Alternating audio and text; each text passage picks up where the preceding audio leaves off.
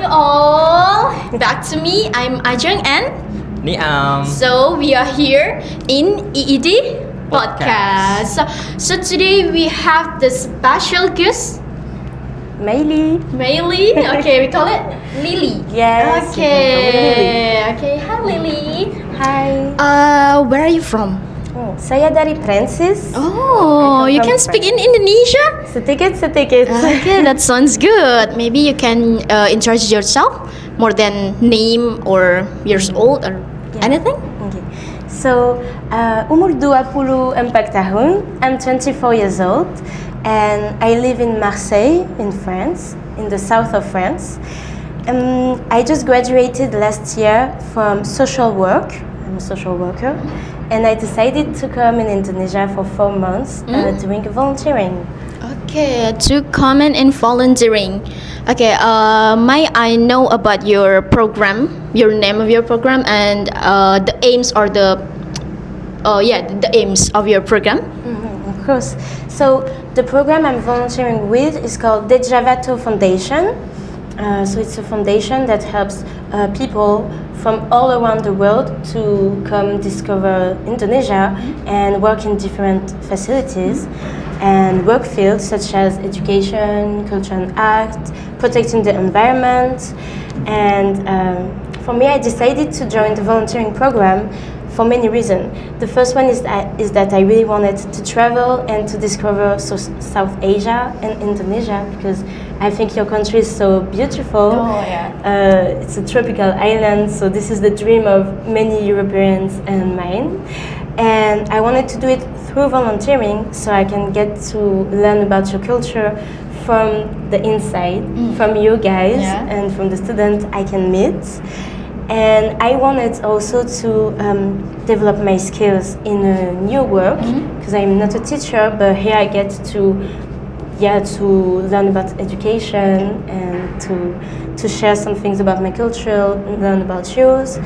And for me, it was really a way of gaining more confidence and independence, because I decided to come alone. And this is the first time I'm living alone, especially abroad. So, because I'm living here and working here, I have to be the better version of myself every day.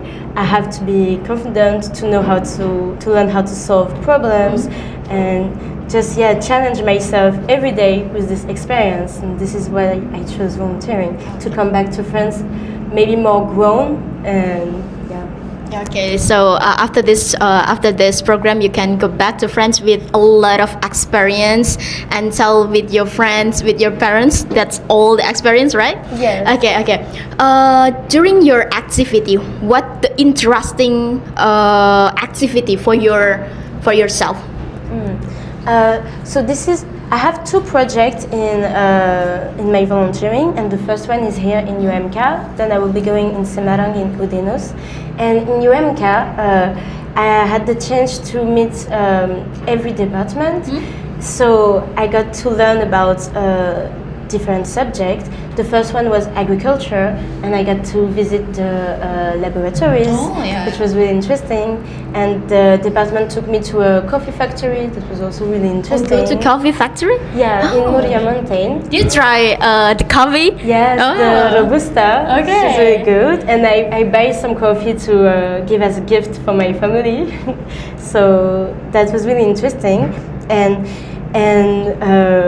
my experience here was challenging, because I had to teach about the subject, how we do it in France. So for agriculture, I got to learn myself how do we do agriculture in France and in Europe, and to share it with the Indonesian student. Then I went to engineering, and we talked about how does the technology affect the French culture, and especially the young people, our generation. So this was also really interesting to get to do research on the topic and to exchange with the student about this, because this is a really like a global issue. And I tried to link my presentation with sustainable development. So what kind of technologies do we have to make sure we can protect the environment when we are doing agriculture, or when we are without transportation. And for example, in France, we have a lot of trains or public transportation to reduce the air pollution. So this is what I love here is that I got to exchange about global issues that even though we live in so different countries, we all have to face them. So I wanted to know how do you face them and to share how we do. That was really interesting. And yeah, my experience here was great. Every teachers and student has been so welcoming to me. So I'm really grateful. How your first impression when you come to Indonesia, especially at UMK, that mostly the people is Javanese. Yeah. How your first impression? Well, to the Javanese people, I want to say matarnewa. I want to say terima kasih and merci, because I've been really blown away by your kindness and your generosity. As I said, you've all been really welcoming to me, and I have one experience in Kudus when I went to a wayang festival, and I went alone, so I did not know anybody, and people that had just met me, they offered me coffee. They asked me, "Are you hungry? Are you thirsty?" And I'm saying, "No, it's okay, thank you." And they buy me food and they buy me water. And actually, I could not get home because there was no more Gojek or Grab bike. And they took me home here in front of UMK. Even though there were too many people in the car, they took me home and took care of me as if I was a part of their family. And that was so special to me because sadly in France we are maybe a little bit more individualist and a little bit more afraid of the unknown, and so it's really rare to find people who will be sharing this easily with strangers. So really, Matarnewa, thank you so much for your kindness. And yeah, my first impression about UMK was I think your university is beautiful because you have lots of trees everywhere and lots of place to hang out, like the gazebos, which is really special to Indonesia. We don't have it in France, and so chill to hang out there. And you have colors on all your buildings, and I love that. My university was really boring, so yeah, just one building all gray, and yours is really colorful, and you can see the traditional building even in the university, so I love that. Yeah, so that was my first impression. Okay, good. You mentioned that UMK is very good for you, right? And I want to ask back again for your activity.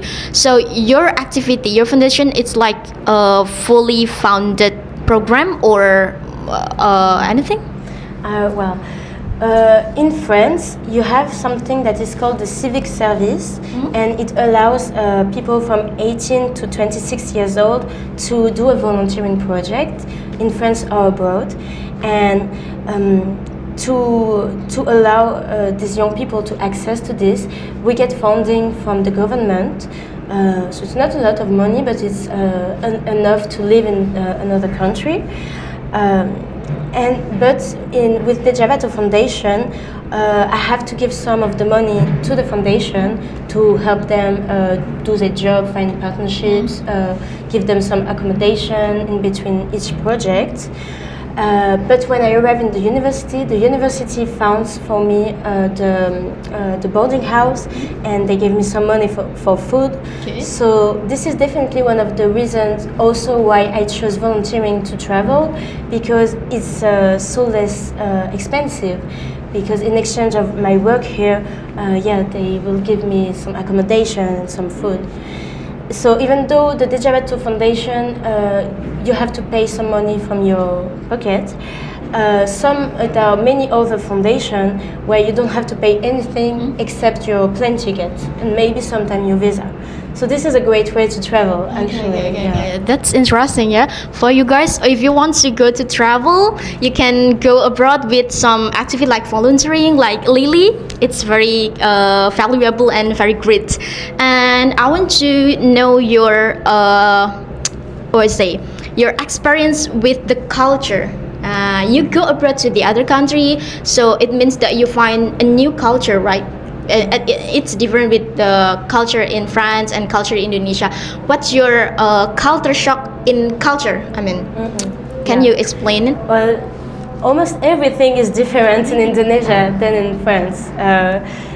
My first shock was about the food. Your food culture is so different. Yeah. For my first meal, I expected to have, I don't know why, it was breakfast. I was jet lagged probably, and I expected a European breakfast, which is like bread and marmalade. But no, I was served nasi and pedas ayam, spicy chicken. Spicy chicken. Yes. In Japanese, if we don't eat rice, then it means that we don't eat. Yes. I heard that, and I was so surprised because I did not know anything about Indonesia before coming. That's what I like about the country. I could discover everything. So I'm surprised almost every day when I arrive. And yeah, I was like, it's 6 a.m. Why do you eat spicy food and rice? But actually, it's better to eat rice in the morning than bread. And I liked it, and I love your food. But yeah, it was really different.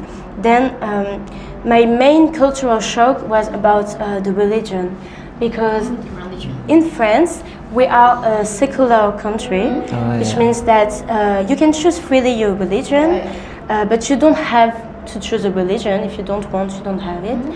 And the way we practice religion is different. You are not supposed and not really allowed to display, to show your religion in public places. Yeah, so for example, in schools, you're not supposed, if you're Muslim, to wear your hijab, or if you're Christian, to wear your cross. So here I was so amazed and surprised that you have the same basis, tolerance for every religion, but how you practice it is exactly the opposite. Everybody can practice and display its religion freely, and I found that I like this way of doing things. I found it was really beautiful because in France it's actually kind of debated, the secularism, because some people feel frustrated that they cannot practice their religion as they are supposed to. So I really loved here seeing that you have so many different religion and cultures. And the first place I went to visit in Jakarta in Indonesia was the Masjid Al-Istiqlal. Istiqlal. Al-Istiqlal, and it was just in front of a cathedral, and so I thought it was beautiful to see the unification of two religions. I almost wanted to take a picture and send it to our politicians so they can learn from this tolerance. So I loved it, I was really surprised by this, but this is something I like. Because we are unity in diversity. Yes. That's the the motto of our country. In Indonesia we call it Bhinneka Tunggal Ika. Bhinneka Tunggal Ika. Yeah. Maybe you can spell it lagi. Bhinneka Tunggal Ika. Yes, good job. That's beautiful. Yeah. That's beautiful. Okay. Maybe. I have a question. Do you speak English in your country? No. No. In France, the only official language is French. But we do learn about English in school, from elementary school to high school.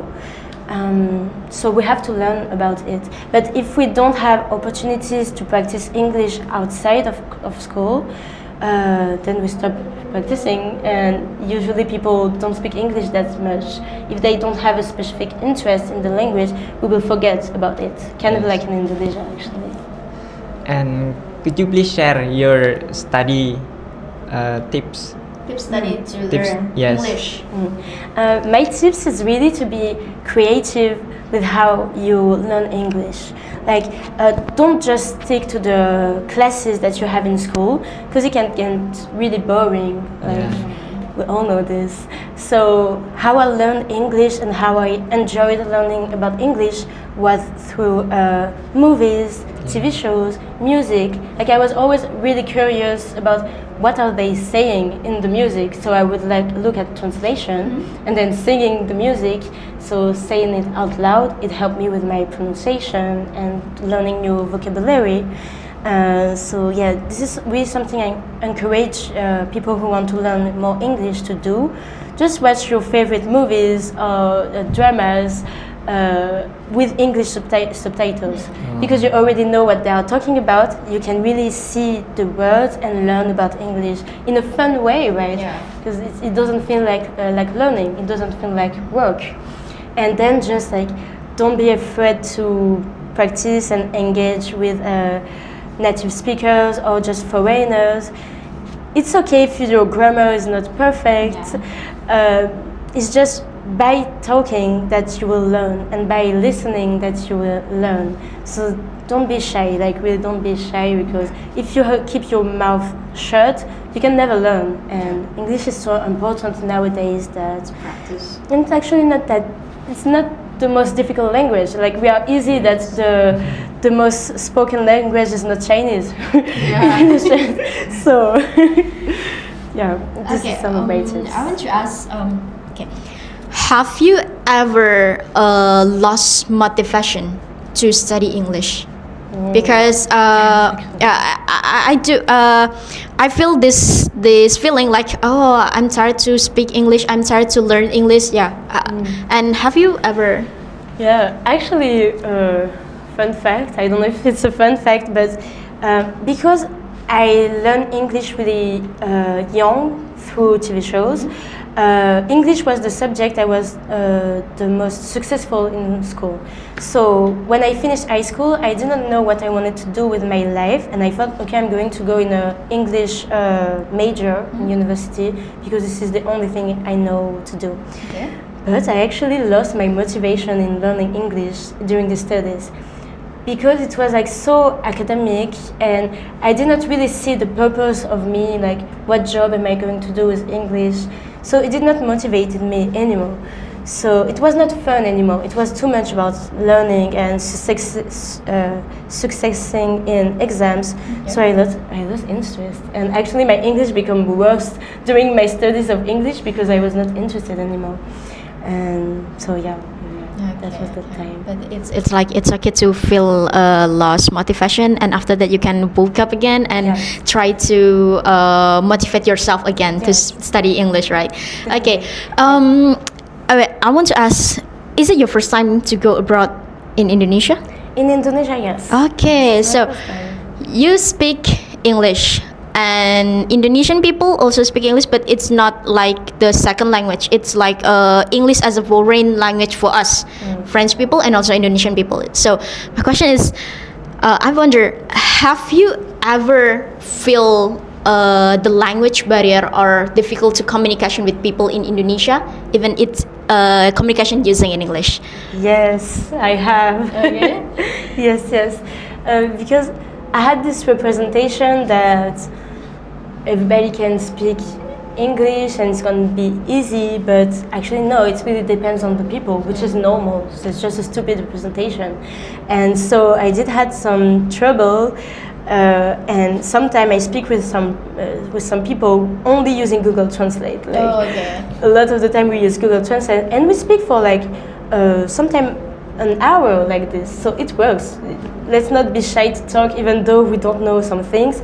We have the technology to help us, so thankfully. And then like just trying to talk slow. I know that even in French, sometimes people tell me that I don't articulate enough or I speak too fast. So I had to remember this still today sometime, like just speak slow and just observe a lot the body language of the person you are talking to. Do they look confused? Just like have a positive body language yourself. Just keep smiling, look them in the eyes, or look at their lips to try to find what words they are saying, and just like go. Sometimes just use simple vocabulary. That's why I was saying like grammar. Like don't always bother with grammar or technical vocabulary, even though maybe you want to flex your English. Sometimes just go straightforward to the point. And you get to understand people. Okay. But I'm so glad that so many people, even though they are shy in English here, most of them they did not let the language barrier prevent them to talk with me. And it's okay. We're all learning together. So that's cool. Good. Yeah.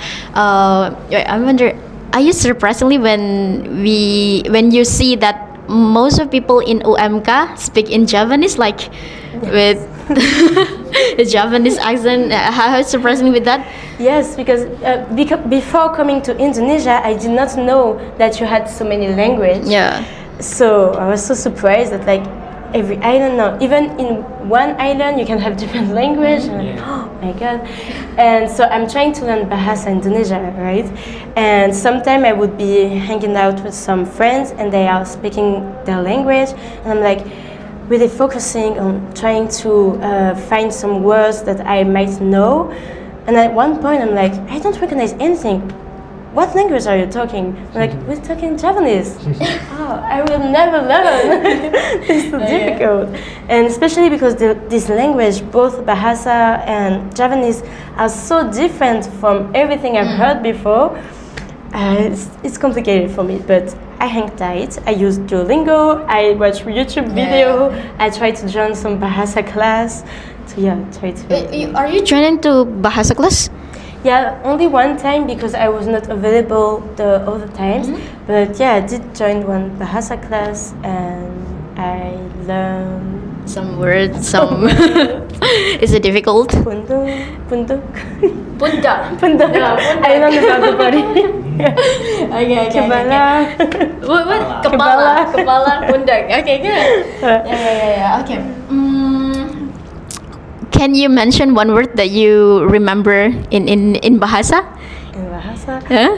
Yeah, kucing minum susu. Okay, kucing minum susu. Okay. That's interesting.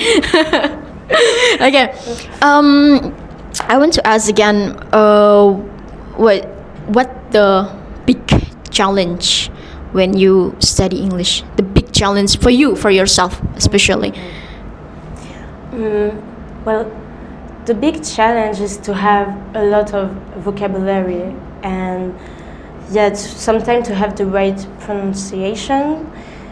These are some of the challenges, and yeah, sometimes even though I'm saying like grammar is not always important, if I speak with English native speakers or if I want to read in English, grammar becomes important. So this is sometimes the challenge because like they have some irregular verbs like eat, ate, eaten. And you have to remember about this. So it's definitely easier when you learn about the language younger. And because I learned about English really young, it's easier. And what's challenging to me today is like to have a lot of vocabulary, especially. So this is why I try to learn to read in English, to watch only English movies or with English subtitles. And sometimes it's true that I get lazy with this. But what gave me motivation to keep learning English is to have a goal. And for me, my goal was to travel. So yeah, it just gave me a purpose and gave me motivation. And yeah, so I have to keep always in my mind, why am I learning English? You have goal and you have to reach this goal, right? Yeah, Okay. important. Maybe you can ask something? I think that's it. Okay. In Indonesia, we speak in Indonesian, also in Japanese, and French. We speak in French language. So I want you to do one challenge. Let's speak in Japanese and also Indonesian, and we are both of us speak in French.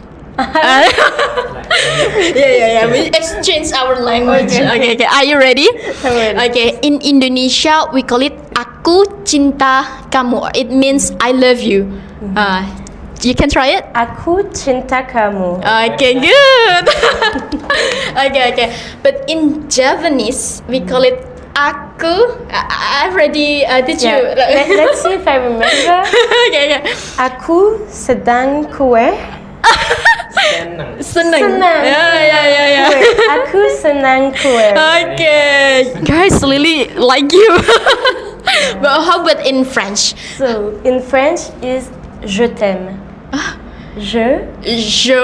yeah, okay. Okay. T'aime. T'aime. T'aime. Okay, maybe I first. What is it? Je t'aime. Yeah. It's actually not me, but je t'aime. Je t'aime. Yeah. You can try it. Je t'aime. Yeah, That's perfect. you have the good pronunciation. Okay. That's good. We have many language in Indonesia, and especially in OMK, mostly we use Javanese. Okay, I think it's like our diversity in every country, and yeah, maybe you can back again to your study way English, learn English. Maybe you can give some tips to our friends to learn how to learn English, how to understand English in fun way. Yeah. So really, I think the most important tips is about your behavior and your attitude, your mindset while learning English. So as I said, try to have fun, to be creative, use lots of different medias to learn English. If you read out loud, even by yourself. Try to challenge yourself with your friends. Let's talk only in English. My boyfriend does not speak English really well, and sometimes I challenge him for 30 minutes. We will speak only English, Yeah. and that's actually really fun. Yeah. Like we learn it like that, and we have fun. So just have a good mindset. Don't be afraid of doing mistakes. Like mistake is the best way to learn. Like some words I learn because I remember my mistake while learning them. So don't be afraid. Don't be shy. Just practice. And then don't be afraid to ask. Yeah, I did not understand. Can you repeat? Can you talk more slowly? Never lose an opportunity to learn by being shy to say I do not understand. You will never look stupid. Actually, I believe the most intelligent people are the people who are there to ask and to say, yeah, here I'm not comfortable, can you repeat? Because they will have more efficient learning and they were not afraid to say it. So don't be afraid. There's no judgment while learning, like nobody's perfect. And then I think the first most important thing to learn when you are going abroad is when you are going abroad, you are going to feel lost because you don't know the country. So just learn how to say, how to have direction, where, how to have the information, like when, at what time is the bus running, where should I go to have this information. This is I think the most important word. How can I do this? How can I find this place? Just basic question like that you can ask yourself, like when I'm lost. These are the most important. You can use also like YouTube videos or Duolingo. Even though Duolingo teaches me in Indonesian sentence like pisang itu tidur. You can repeat again. Pisang itu tidur. Okay. But I think I understand now why Duolingo teaches me a strange sentence because the sentence is so strange. This banana is sleeping. I will remember. Okay, sleep is tidur. So and that's actually I'm having fun while doing Duolingo like that. Try to be creative. Find and just seize every opportunity you have. If you meet a foreigner, just go and ask them, where are you from? This is the opportunity. Maybe some of my friends have an opportunity to meet with foreigner people, but there is no confidence to make a chit chat with them. What do you think about it? I understand that. And I understand really being shy because I used to be a really shy person. But one thing I understand while growing up and trying to not be shy anymore is that you just have to take the first step. And if you take the first step, all the other steps will become more easier. And you just have to breathe, take the first step without thinking about anything else than the present moment. Just forget about your fears, forget about your past, forget that you've done mistakes in the past. Just be in the moment, and then you will find that you're moving. And what was I afraid of in the beginning? I forget because I'm doing it already. This is really something that I've learned for myself and in my life. For example, just like doing this job here, like I had never talked and done presentation in front of so many people, but I've done it once, and so the next time was easier, and so now I'm like, okay, I have to present in front of 60%. Oh, easy. Yeah, I've done it already. Even though the first time I was like so stressed, but also just like tell to yourself, I'm confident, I'm confident. Act like you're at. It's like fake it until you make it. Maybe another sentence. And like I have so many people who have told me, oh, you look so confident. And I'm like, I'm not. But you don't know it because I'm acting like I am. Just like pretend. And one day your brain will think that this is the real thing. Because learning about things and becoming something is through habits. And it only takes a few days or a few weeks to build a habit in your brain. So just step out of your comfort zone. Don't be afraid to do the first steps. Everything will become easier after. And if you fall, just go back up. Forget about your mistake. Don't tell anybody you've done mistakes. They cannot know. Okay. So the point is, don't worry if you have mistake. It's okay, right? It's okay. important. Just try it. If you have an opportunity, just try it, right? Okay. I think. Okay. And just I'll add, the feeling you will have about yourself when you try something new, even though you make some mistakes on the way, just trying is a success in itself. So you will feel so proud about yourself, and that's an amazing feeling. So that's why you should try it, I think. Okay, thank you, Lily, for the all experience you're sharing to us. And I think this is a great session with you, and we got a new insight. We got a new stories from you as a volunteer here and go abroad here. And I hope you enjoy Indonesian. And I think maybe you can some word. Closing words. Closing. I just want to say thank you for having us. Okay. Thank you for attend here. Wait. Thank you for attend here, and I hope you enjoy Indonesia. And maybe we can close this podcast with saying goodbye in Indonesia. In Indonesia, we're saying sampai jumpa. Can you together? Yes. Okay. 1, 2, 3. Sampai jumpa.